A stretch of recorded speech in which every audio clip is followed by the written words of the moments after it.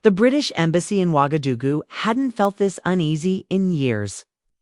Behind closed doors, weeks of diplomatic chess had led to a moment few imagined would actually happen. King Charles III had invited Captain Ibrahim Traoré, leader of Burkina Faso, to London. The occasion: a Commonwealth History Forum, a polite-sounding event wrapped in flowery phrases like celebration of shared history. But Traoré could read between the lines. To him, it wasn't a celebration. It was a stage, and if they wanted to talk history, he was ready to bring the full weight of truth. International headlines lit up the moment the invitation became public. Will Traoré kneel before the crown? One British panelist sneered on live TV. He doesn't belong in those royal halls, tweeted a UK columnist. Traoré didn't blink. If they want to speak of history, he told reporters, then let's speak all of it. When his plane landed at Heathrow, the reception was cold and overly formal. British officials extended their greetings with stiff smiles and rehearsed nods. Traoré, stone-faced, offered a firm nod in return. No smiles, no bows, no pretending. Inside Buckingham Palace, the halls dripped with symbols of the old empire, gold-framed paintings of colonial victories, velvet curtains and chandeliers older than many of the nations Britain once ruled. The weight of history clung to the walls. As Traoré stepped into the grand chamber for the first round table, he felt it, the silent tension of empire versus resistance. King Charles rose, his robe heavy with tradition. "Captain Traoré," he said, extending a hand. "Welcome to Britain. We've come a long way, haven't we?" Traoré looked him in the eye. "Yes," he said calmly. "Some of us walked, others stole ships." The room froze. A few diplomats shifted awkwardly in their seats. One coughed. Cameras clicked. The king forced a polite smile. "I suppose we'll be speaking frankly today." Traoré didn't flinch. "I don't know how to speak any other way." Outside, the crowds were already gathering. Some waved Union Jacks. Others held signs that read, "Africa is not yours and apologize for empire." The world was watching. The round table began under the banner of civility. Historians from Oxford and Cambridge kicked things off with slides and speeches about civilization and cooperation.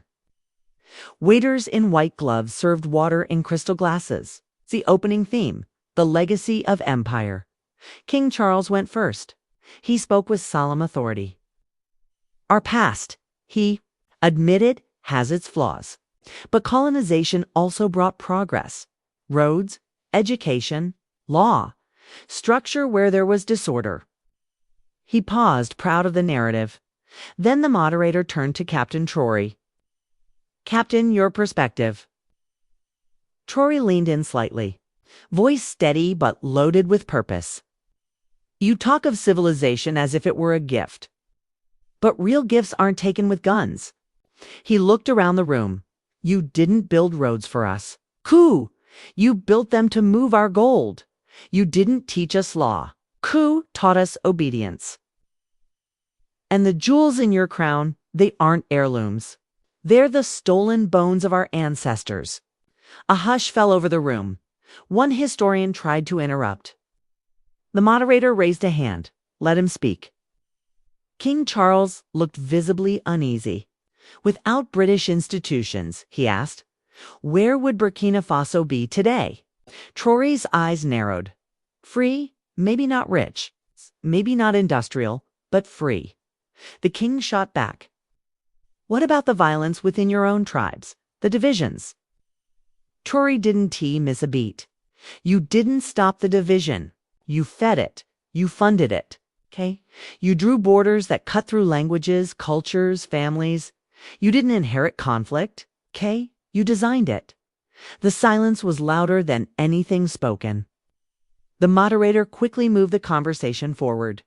But the atmosphere had changed. Traoré wasn't there to flatter. He was there to challenge, to reclaim the story. The headlines came fast and loud. "Burkina Faso's president shames the crown," spoke the truth to the king, and the world listened. Gold, silence, and the reckoning at Buckingham Palace. But inside the palace it wasn't. Noise, it was quiet, cold, heavy. King Charles stood in his private study, gripping the Times with stiff hands. His jaw clenched. Camilla walked in and paused. "He embarrassed me," Charles muttered. "In my own house," Camilla tilted her head, calm but firm. "Or maybe," she said, "he just told the truth." The king didn't answer. His eyes were fixed on a video playing on his phone, Traore's calm stare. His unshaking voice calling out centuries of empire in a room built to silence such words. Meanwhile, across London, Captain Ibrahim Traoré walked through the old colonial halls like a man carrying more than history. He carried a mission, no smugness, no smiles, just clarity. His advisor, Malik, caught up to him with a tablet in. "Han, you should see this," he said. Traoré glanced at the screen. Over 12 million views. Clips of his remarks were everywhere. Africa, Europe, the US. Young people were reposting them with fire emojis and bold captions. The empire just got checked. He said what our textbooks never did. The crown isn't untouchable. Anymore, even major outlets, CNN, Al Jazeera, BBC Africa, ran segments calling it the voice that broke the silence. Traoré read it all quietly, then finally said, "We didn't come to make enemies. We came to end the silence." Inside the British Parliament, things turned heated. One Conservative MP demanded an apology, said Traoré had disrespected the monarchy. But another MP stood up, a Nigerian-born woman, and fired back. If telling the truth about colonial theft is disrespect, then maybe we should take a hard look at what we built our pride on. The palace didn't release an official statement. But behind closed doors, Charles was asking the question no one wanted to answer. How do you fight a man who speaks without fear? Silence. That evening, the BBC hosted a special live interview with Traoré. The anchor leaned in with that old diplomatic smile. "Do you regret your tone with the king?" he asked. Traoré's reply was soft but sharp enough to slice marble. "The only thing I regret is that it took us this long to say it." Within hours, clips of the interview exploded across TikTok, YouTube Shorts, and Instagram Reels. He said it to the king's face. 400 years answered in 40 seconds. A new kind of leader has arrived. At Oxford, students skipped classes to hold spontaneous discussions about empire and accountability. In Lagos and Nairobi, coffee shop debates raged over what was stolen and what still could be reclaimed. But not everyone was inspired. At 10 Downing Street, the Prime Minister called the palace. "He's hijacking the narrative," he warned. "We're losing control." Charles's response was sharp. "Maybe control is a privilege of those who are never looted." Back in Burkina Faso, something bigger had begun. Traoré's words had turned into momentum. His government launched a bold new initiative, the Gold Restoration Audit, a commission made up of economists, scholars, and legal experts from across Africa, Mali, Ghana, South Africa. Their mission: track every ounce of mineral wealth taken during colonial rule, not for revenge, for truth, for recovery, for memory. "This isn't about rage," Traoré said in a national address. "This is about restoring what was erased. Our resources, our names, our voice." The British media lashed back. The Daily Mail accused him of declaring economic war. Talk shows mocked his accent. One host sneered. "Who does he think he is? Thomas Sankara with Wi-Fi?" Traoré didn't flinch. A Sky News reporter asked, "Aren't you afraid? This will damage relations with Britain." Traoré looked straight into the camera. "Silence is not friendship. It's obedience. And we don't obey anyone." Back at the palace, King Charles sat in another closed-door meeting, this time with royal historians. He asked one simple question: what would it take to return the gold? The room went still. For the first time, they weren't debating if it was stolen. They were asking, what happens if we give it back? The answer came from an older advisor, voice low but clear: if we return it to him. Others will come next. And in that moment, for the first time in a long time, the weight of the empire was not in what had been taken, but in what might have to be given. Back King Charles stood by the tall window of Windsor Castle, watching the cold English rain trickle down the glass. Behind him, silence stretched thicken till he finally spoke.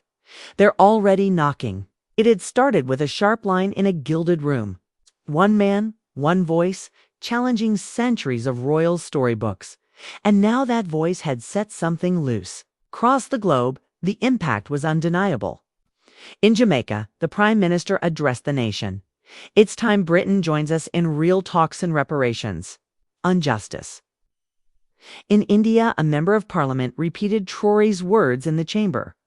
"You stole everything," he demanded. An official investigation into what had been taken under British rule. In Belgium and Germany, museum curators whispered behind closed doors. Some pieces in their halls suddenly felt heavier. And inside the British Parliament, chaos. A senior MP thundered, "We cannot allow this revisionism to redefine our legacy. We brought order, law, civilization." But a younger voice this. One calm, deliberate stood across the room. "We also brought shackles, and maybe it's time we face both." That day, a bold idea was floated. A Commonwealth-wide discussion on colonial reparations, not commitments. Just conversation. But even that made Buckingham Palace uneasy.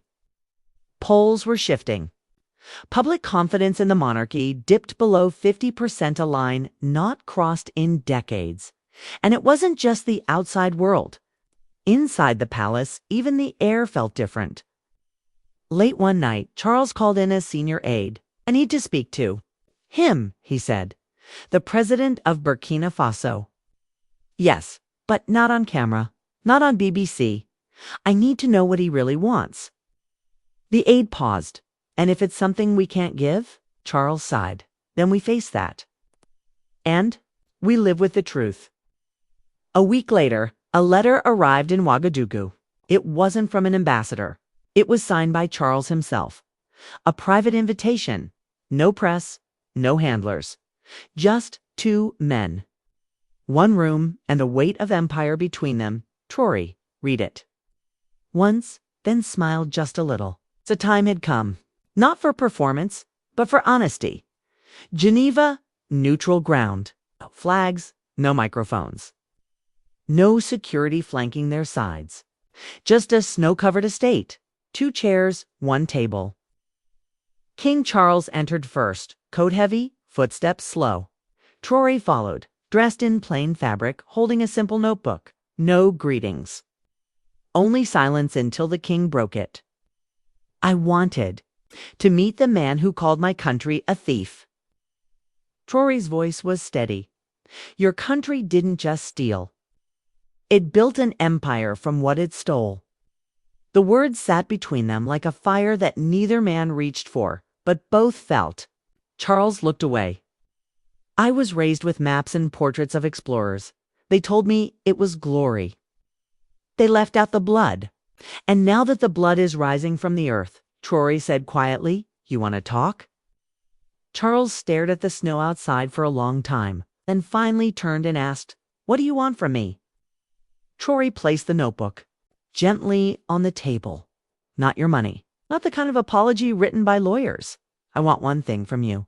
Out loud, before the world." Charles raised an eyebrow. "You want me to destroy everything my country believes about itself?" "No," Traore said. "I want you to tell the truth and let your country decide what to believe." Another silence.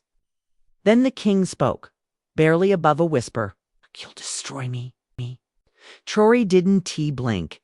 "Not you, the myth." Outside, the wind howled softly through the trees. Inside, the centuries held their breath. The king sat down at last, then asked, voice shaking but open, "And after the truth, what comes next?" The answer wasn't written in any book. But now, the world was listening. It started quietly, not with demands, not with threats, just a plan. Burkina Faso launched a new initiative, the Justice Archive Project. It wasn't just about one country. It was a Pan-African alliance bringing together voices from across the continent, historians, economists, legal minds, their mission. To document what was taken, to prove what was owed, to demand what had been denied for generations. Some in Europe scoffed, called it symbolic. But when the African Union gave it full support, the tone shifted. Then came a leak from the British Museum, an internal memo filled with panic. Curators were worried. About what, exactly? Artifacts. Gold from the Ashanti Kingdom, the Benin bronzes. Sacred scrolls from Timbuktu. Traore had said nothing publicly. He'd issued no ultimatums. He didn't need to. Britain's institutions could feel what was coming, a tide, quiet but unstoppable. And at the center of it all stood a soldier from Ouagadougou, not pointing fingers, not raising his voice, but holding up a mirror. Across Africa, something powerful was happening. In classrooms, students weren't just reading about colonial history, they were rewriting it.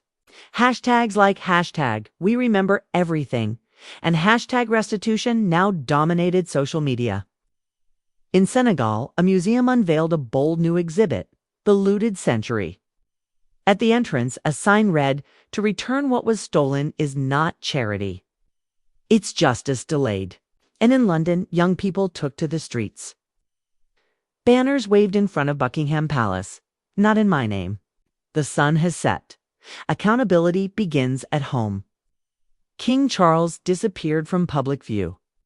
Rumors swirled. Headlines speculated. Was he ill? No.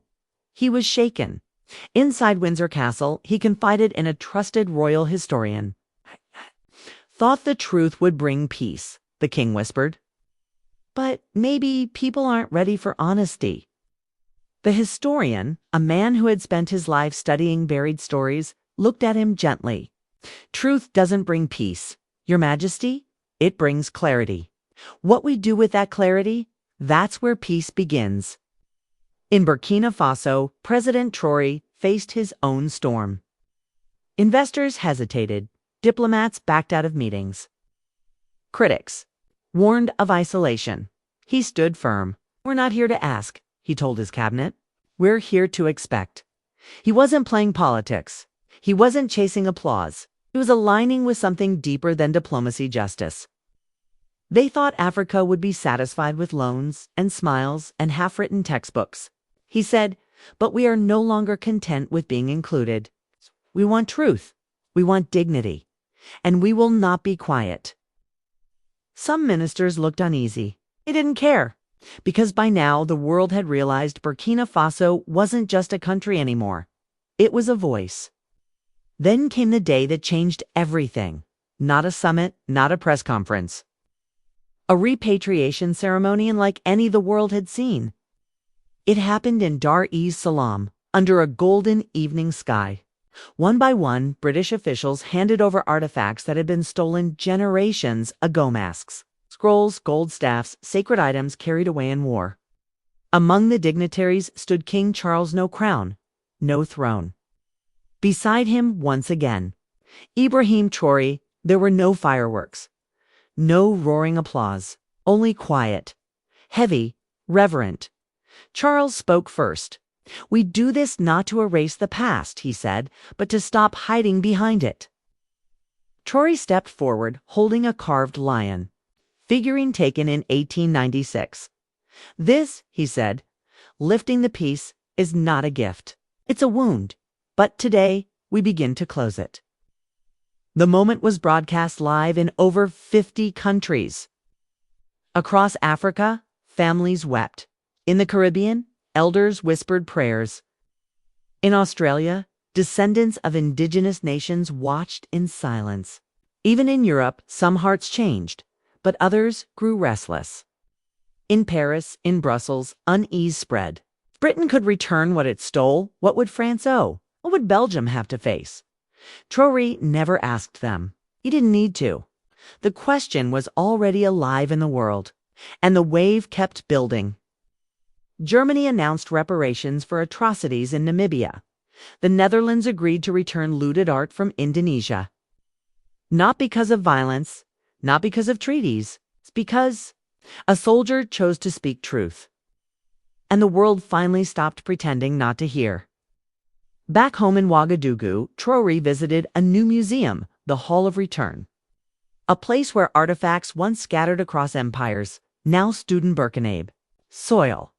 In one hallway, a young girl tugged on his sleeve.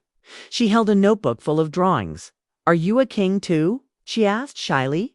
He knelt beside her, smiling. "No," he said, "just someone who refused to forget." That night, the city glowed under a starlit sky. A banner stretched across the capital read, "We were never silent."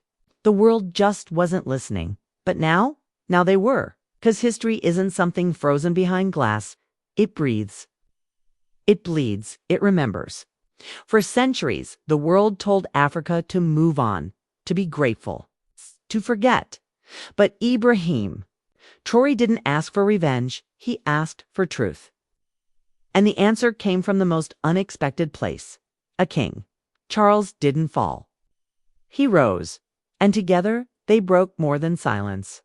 They broke a cycle. This wasn't just a moment between two men. It was a turning point between dignity and denial. And it left the world asking one simple question. What kind of future are we building if we're still lying about the past?